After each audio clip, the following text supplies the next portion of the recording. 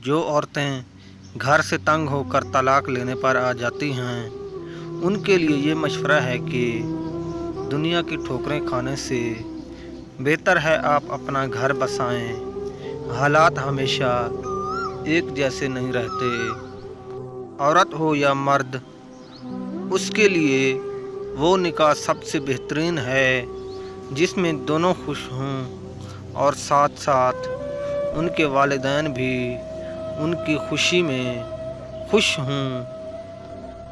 औरत जब वफादार मर्द के पास अपना नाम, अपना घर, अपना ख़ानदान सब कुछ छोड़कर आती है तो वो मर्द उसे इन सब कुर्बानियों का सिला ज़रूर देता है।